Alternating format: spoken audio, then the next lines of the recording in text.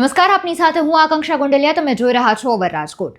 જે રીતે અત્યારે સોશિયલ મીડિયા, વર્તમાનપત્રો અને ન્યૂઝ ચેનલ ધમધમી રહી છે, મુખ્ય વિષય છે ભારત અને પાકિસ્તાનનું યુદ્ધ. ઓપરેશન સિંદૂર વિશેની વાત કરીએ તો ઓપરેશન સિંદૂર એ પહેલગામ આતંકવાદીઓનો કરારો જવાબ હતો પાકિસ્તાન માટે. પણ પાકિસ્તાન એ બાબતે પણ શાંત નથી રહ્યું અને હવે તેણે વળતો પ્રહાર કર્યો છે. અને ભારત માટે અત્યારે સૌથી મોટા સમાચાર એ છે કે પાકિસ્તાને 12 કરતાં પણ વધારે જગ્યાઓ પર ડ્રોન અને મિસાઇલ વડે હુમલો કરી દીધો છે. ભારતની અલગ અલગ જગ્યાઓ છે, જમ્મુ કાશ્મીર છે, લુધિયાણા છે, પંજાબ, અમૃતસર, ભુજ છે, ગુજરાતનું પણ એક શહેર ભુજ, તેના પર પણ મિસાઇલ અને ડ્રોન વડે હુમલો કરી દેવામાં આવ્યો છે. અને ત્યાં પણ 16થી વધુ નાગરિકો છે તે મૃત્યુ પામ્યા છે. જે નિર્દોષ નાગરિકો છે, ભારતીય નાગરિકો છે, 16થી વધુ લોકો છે તે મૃત્યુ પામ્યા છે. અનેક લોકો આ હુમલામાં ઘાયલ થયા છે. પણ તેમ છતાં આપણા માટે એ સારી વાત થઈ છે કે આપણે પાકિસ્તાને ઘણી બધી જગ્યાઓ પર હુમલો કર્યો છે, ડ્રોન વડે, મિસાઇલ વડે. 12 કરતાં પણ વધારે જગ્યાઓ છે ભારતની, અને ગુજરાતનું પણ તેમાં એક શહેર છે ભુજ, તેના પર પણ આ હુમલો કરવામાં આવ્યો હતો. પણ આપણી પાસેની જે એર ડિફેન્સ સિસ્ટમ છે તેના વડે આપણે તેને નિષ્ક્રિય કરી દીધું છે. તેના બધા જ હુમલાઓ છે તેને નિષ્ફળ બનાવી દીધા છે. પણ તેમ છતાં પાકિસ્તાનના આ હુમલામાં ભારતીય નિર્દોષ નાગરિક 16 જેટલા લોકો છે, તેમાં નાના બાળકોનો પણ સમાવેશ થાય છે. એની સાથે ઘણા બધા લોકો છે તે લોકો ઘાયલ પણ થયા છે. પણ મારે અત્યારે અહીંયા મુખ્ય વાત એ કરવી છે કે ભારતે પાકિસ્તાનને વળતો પ્રહાર શું કર્યો છે, એવો શું ફરીથી કરારો જવાબ આપ્યો છે કે પાકિસ્તાનને ફરી એકવાર વેઠવાનો વારો આવ્યો છે. આપણે એમના તમામ હુમલાઓ છે તેને નિષ્ક્રિય એક વસ્તુથી કરી દીધા છે, આપણી એર ડિફેન્સ સિસ્ટમ, જે આપણે રશિયા પાસેથી લીધેલી હતી S-400, અને એટલી બધી સક્ષમ અને શક્તિશાળી છે કે તેનાથી તેના બધા જ હુમલાઓ છે એ નિષ્ક્રિય થઈ ગયા છે. તેમ છતાં હાલ પાકિસ્તાનનો LOC પરનો સતત ગોળીબાર ચાલુ છે, અને તેમાં પણ ઘણા બધા લોકો હાલ ઘાયલ થયા છે, અને સતત બંને દેશો વચ્ચેનો સંઘર્ષ પણ ચાલુ છે. પણ ભારતના વળતા પ્રહારની વાત કરું તો ભારતે અત્યારે અધિકૃત એક પ્રેસ કોન્ફરન્સ પણ કરી છે અને એક પ્રેસ નોટ પણ જાહેર કરી હતી. તેમાં સંપૂર્ણ માહિતી આપવામાં આવી હતી. પણ તેમાં એક ટેકાવા જેવી મુખ્ય બાબત એ હતી કે ભારતે પહેલેથી જ કહ્યું હતું કે તેઓ નાગરિકવાળી કોઈ પણ જગ્યાઓ છે ત્યાં કોઈ પણ પ્રકારના હુમલાઓ નહીં કરે. તે માત્ર લશ્કરી ઠેકાણાઓ છે તેના પર જ હુમલો કરશે, અને આ પણ માત્ર પહેલગામ આતંકવાદી છે તે હુમલો કરવામાં આવ્યો હતો તેના માટેનો આ વળતો પ્રહાર છે. કારણ કે પહેલગામ આતંકવાદી હુમલો એ વાસ્તવિકતામાં એ જ દ્રશ્ય દેખાડે છે કે ભારતને ઉશ્કેરવાનું જ તેણે કામ કર્યું હતું, અને માત્ર ભારતે તેનો વળતો પ્રહાર આપ્યો છે, વળતો જવાબ આપ્યો છે, અને એ છે ઓપરેશન સિંદૂર. પણ પાકિસ્તાન છે અત્યારે કોઈ પણ પ્રકારે નમવા માટે તૈયાર નથી. તે હજુ એવું માને છે કે તે પોતે સક્ષમ છે, અને બધું કરી શકે છે.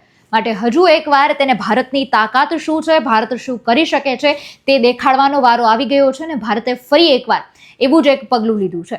ભારતે કરાચી હોય, સિયાલકોટ હોય કે પછી રાવલપિંડીનું સ્ટેડિયમ હોય, દરેક જગ્યાએ મિસાઇલ અને ડ્રોન વડે હુમલો શરૂ કરી દીધો છે. કરાચી, લાહોર, રાવલપિંડીના સ્ટેડિયમ પર ઘણી બધી જગ્યાએ છે તેણે મિસાઇલ અને ડ્રોન વડે હુમલો કરી દીધો છે. અને પાકિસ્તાનમાંથી સત્તાવાર નિવેદન પણ એવું આવી દીધું છે કે ભારતે કુલ 9 જગ્યાઓ પર ડ્રોન અને મિસાઇલ વડે પાકિસ્તાન પર અત્યારે હુમલો કરી દીધો છે. દર વખતે ભારત એવું કહેતું આવે છે, વર્ષોથી ભારતનું ત્યાં વાત છે કે ભારત માત્ર શાંતિ ઈચ્છે છે, ભારત માત્ર શાંતિ ઈચ્છે છે, સહિષ્ણુતા ઈચ્છે છે. પણ એનો મતલબ એમ નથી કે ભારત કાયર છે, ભારત પીછેહટ કરી દેશે, કે ભારત એટલું સક્ષમ નથી કે તેના પર કોઈ જો આંગળી ઉપાડશે તો તેને વળતો જવાબ નહીં આપે. અત્યારે પાકિસ્તાન માટે નહીં, સમગ્ર વિશ્વ માટે આ વસ્તુ છે કે ભારત માત્ર મનથી શાંતિ ઈચ્છે છે, અને એ દરેક જગ્યાએ શાંતિ સ્થાપવા પણ માંગે છે. ભારતનો એક જ વિચાર છે, વસુધૈવ કુટુંબક. પણ એનો મતલબ એમ નથી કે ભારત સક્ષમ નથી. જો કોઈ એના પર આંગળી ઉપાડશે તો તેનો વળતો જવાબ ભારત અવશ્ય ને અવશ્ય આપશે. અને અત્યારે પાકિસ્તાનની પણ આવી જ પરિસ્થિતિ સર્જાઈ છે.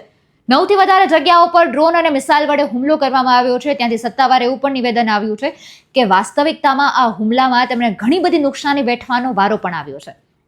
હવે જે પેલા સ્ટેડિયમ પરનો હુમલો કરવામાં આવ્યો છે તેના વિશેની જો હું વાત કરું તો એ સ્ટેડિયમ પરના હુમલાને લીધે ત્યાં પાકિસ્તાન પ્રીમિયર લીગની મેચ રમાવાની હતી, કંઈક મેચ પણ હતી, દર્શકો પણ આવી રહ્યા હતા. જોકે આ હુમલાને લીધે ઘણી બધી નુકસાની થઈ છે, સમગ્ર સ્ટેડિયમમાં નુકસાની થઈ છે. અને ત્યાં લોકોને એવું નિવેદન આપવું પડ્યું કે અત્યારે અહીંયા વીજળીનો કડાકો થયો છે, વીજળી પડી છે, માટે તમે અહીંયા મેચ જોવા માટે નહીં આવી શકો, મેચ રદ કરવામાં આવી છે. એટલે આ રીતની પરિસ્થિતિ અત્યારે પાકિસ્તાનમાં સર્જાઈ છે. દરેક જગ્યાઓએ છે ભારતે ખાસ હવાઈ સંરક્ષણ અને રડારને ટાર્ગેટ કર્યું છે. હવાઈ સંરક્ષણ અને રડાર છે તેને તોડવામાં આવી રહ્યા છે મિસાઇલ વડે, અને દરેક જગ્યાએ તેમના હુમલા સફળ પણ થઈ રહ્યા છે. બીજી બાજુ પાકિસ્તાનની આંતરિક બાબતોની જો વાત કરું તો ત્યારે ઘર ફૂટે ઘર જાય એવી પરિસ્થિતિ પાકિસ્તાન માટે હાલ સર્જાઈ છે. કારણ કે ઇસ્લામાબાદની જો હું ખાસ વાત કરું તો ત્યાં લોકો અંદરો અંદર જ અફવા ફેલાવી રહ્યા છે, અંદરો અંદર જ એક લોકોને ઉશ્કેરણી કરી રહ્યા છે, ભય ફેલાવી રહ્યા છે, લોકોને જે છે અંદરો અંદર ભય ફેલાવવાનો અને અરાજકતા ફેલાવવાની વાત ચાલી રહી છે. જોકે ત્યાંના સરકારે પણ એવું નિવેદન જાહેર કર્યું છે કે કોઈ પણ પ્રકારની અફવાઓ પર તમે ધ્યાન ના આપશો. સરકાર તરફથી જ જે માહિતી તમને આપવામાં આવી રહી છે, સત્તાવાર જે નિવેદનો થઈ રહ્યા છે તેના પર જ તમારે અત્યારે ધ્યાન આપવાનું છે. બીજી બાજુ તે લોકોએ એવા ખોટા વાહિયાત અને પાયાવિહોણા એવા નિવેદનો આપ્યા કે તે લોકોએ ભારતના ઘણા બધા લશ્કરી દળો છે તેનો નાશ કર્યો છે. જોકે ત્યારબાદ તેમણે જ એવું કહેવું પડ્યું કે આ બધી તો સોશિયલ મીડિયા પરની વાતો છે, અમે કોઈ સત્તાવાર આવું નિવેદન નથી આપ્યું. મતલબ બંને દેશો વચ્ચે સંઘર્ષ તો ચાલી રહ્યો છે, પણ તણાવભરી પરિસ્થિતિ પાકિસ્તાન માટે દિવસે ને દિવસે વધી રહી છે. બીજી બાજુ અન્ય દેશોએ અત્યારે તેમના લોકો છે તેમને એવી ચેતવણી આપી છે કે તેમણે ભારત અને પાકિસ્તાનમાં અત્યારે પ્રવાસ ન કરવો. આજના દિવસની જો વાત કરું તો પાકિસ્તાન પરથી માત્ર એક જ વિમાન છે તેણે ટેક ઓફ કર્યું છે. મતલબ અત્યારે તેની દરેક જગ્યાએથી પરિસ્થિતિ ખૂબ ગંભીર બની છે. ત્યાંના લોકોને પણ સાવચેત રહેવા માટેની વાતચીત કરાઈ રહી છે. ભારતમાં પણ અત્યારે દરેક જગ્યાએ લોકો હાઈ એલર્ટ મોડમાં જોવા મળી રહ્યા છે. એરપોર્ટ છે તેને પણ સંરક્ષિત કરવામાં આવી રહ્યા છે અને ભારત એકદમ સજ્જ બની રહ્યું છે તેની સામે પગલાં લેવા માટે. હવે ગુજરાતની વાત કરું તો જે રીતે મેં વાત કરી કે ગુજરાતના ભુજમાં પણ હુમલો કરવામાં આવ્યો હતો મિસાઇલ અને ડ્રોન વડે, ત્યારે ગુજરાતના તમામ પોલીસ કર્મીઓ છે તેમની તમામ પ્રકારની રજાઓ છે તે રદ કરી દેવામાં આવી છે.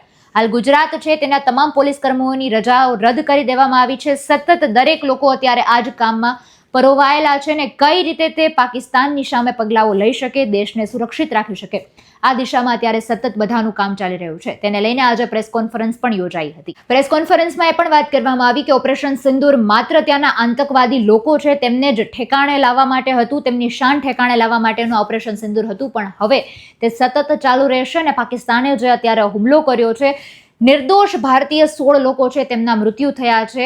જે 26 લોકો પહેલગામમાં મૃત્યુ પામ્યા હતા અને હવે બીજા 16 લોકો મૃત્યુ પામ્યા છે, ઘણા બધા લોકો ઘાયલ થયા છે, તેનો પણ વળતો પ્રહાર તેને આપવામાં આવશે. ત્યારે ભારતના પગલા વિશે શું કહેશો એ કમેન્ટમાં જણાવજો. આવી જ અવનવી અપડેટ્સ માટે રાજકોટના પેજને લાઇક, શેર અને સબસ્ક્રાઇબ કરવાનું ન ભૂલતા. નમસ્કાર.